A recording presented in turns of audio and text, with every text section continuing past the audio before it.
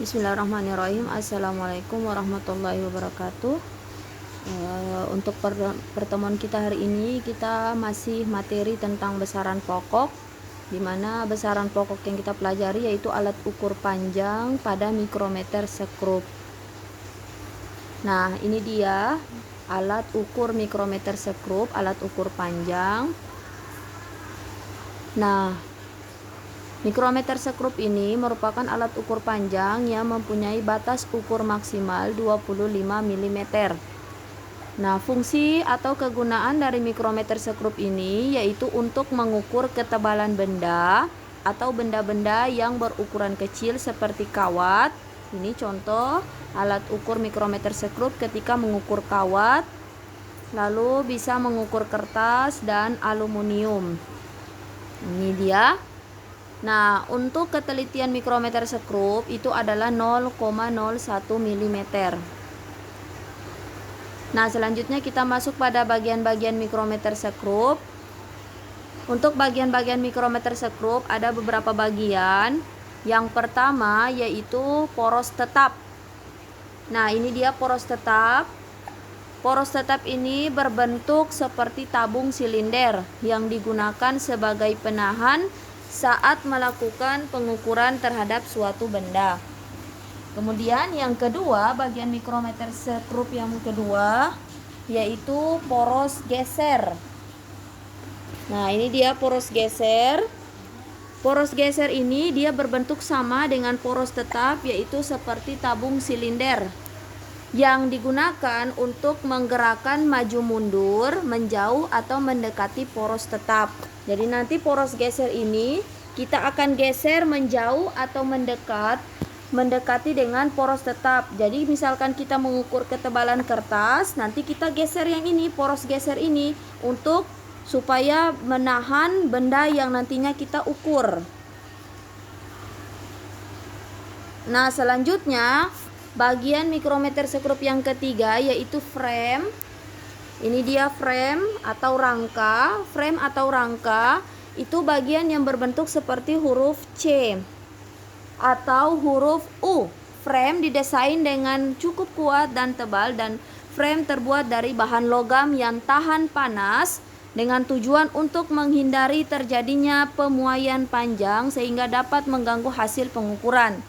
Selain itu, frame dilapisi bahan dari plastik dengan tujuan untuk menghindari terjadinya perpindahan energi panas dari tangan pengukur terhadap logam saat melakukan pengukuran.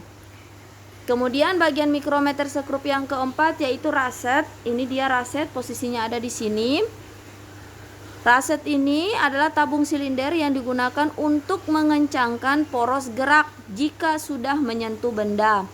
Nah, cara menggunakan raset yaitu dengan memutar searah jarum jam sampai terdengar suatu bunyi ketukan logam.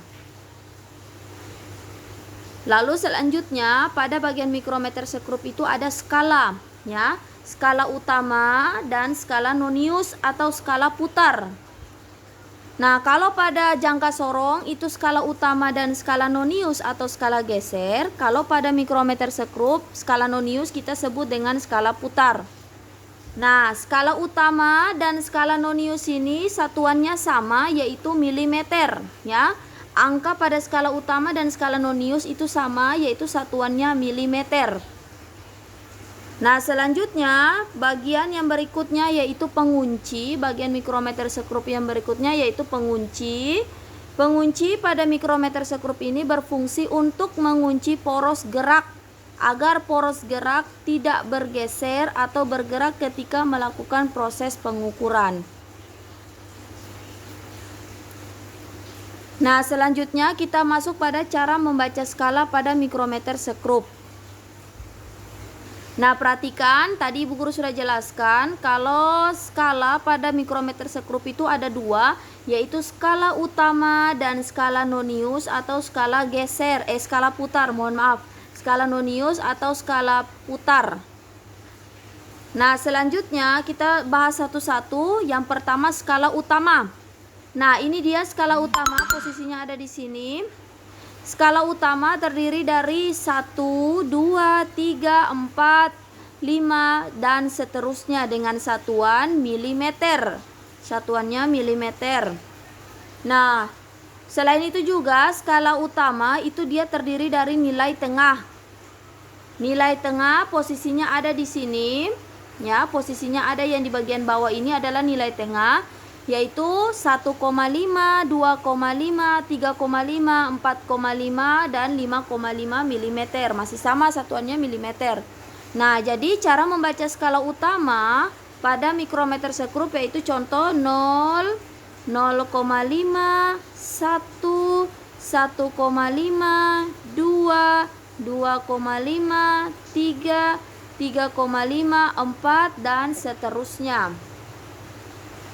Nah, selanjutnya kita masuk pada mikrometer sekrup bagian skala nonius atau skala putar. Nah, untuk skala nonius atau skala putar itu dia terdiri dari skala 1 sampai dengan 50 mm. Ya, jadi 25, 26, 27, 28, 29, 30. Setelah 30, 31, 32, 33, 34, dan 35 sampai seterusnya. Nah, selanjutnya kita masuk pada cara membaca skala. Contoh di sini. Untuk lebih jelasnya cara membaca skala, yang pertama yaitu kita lihat skala utama yang dilewati oleh skala nonius atau skala putar. Nah, skala putar kalian lihat untuk skala tetap atau skala utama, kalian lihat yang mendekati dengan skala nonius, ya.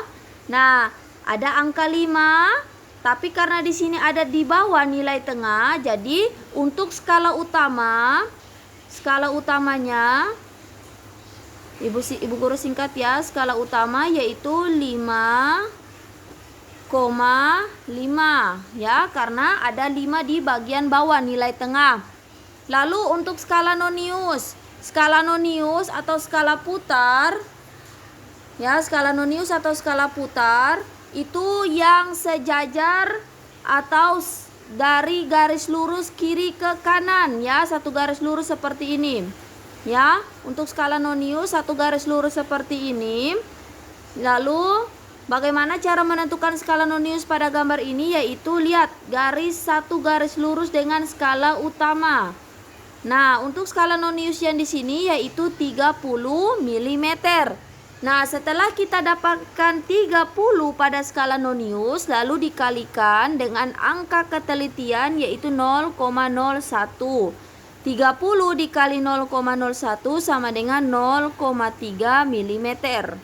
Lalu setelah kita dapat skala utama dan skala nonius, lalu kita jumlahkan ya secara bersusun. Nah, ini tadi skala utamanya 5,5 mm, lalu skala noniusnya 30 mm dikali dengan 0,01 mm sama dengan 0,30 mm. Lalu kita jumlahkan skala utama dan skala nonius.